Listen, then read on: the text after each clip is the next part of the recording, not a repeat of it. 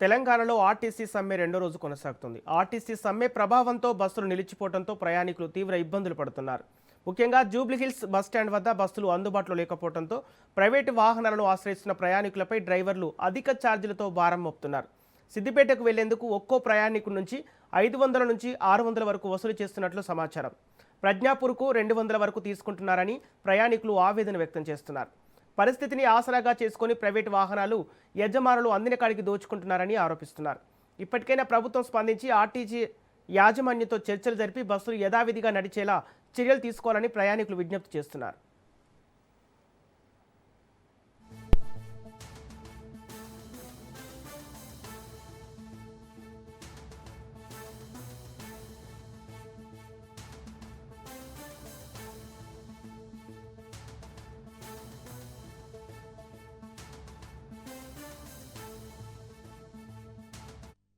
చాలా ఇబ్బంది అవుతుంది పబ్లిక్ అందరికీ.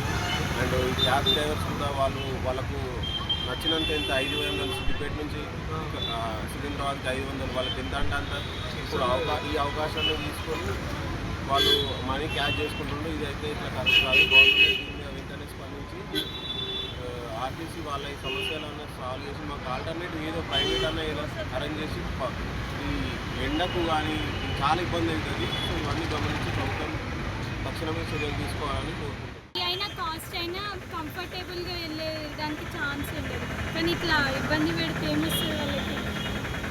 ఎంత అడుగుతున్నారు సిద్దిపేటకి ఎంత అంటున్నారు ఇప్పుడు? 500 నార్మల్ టైం 200, ఇప్పుడు 500.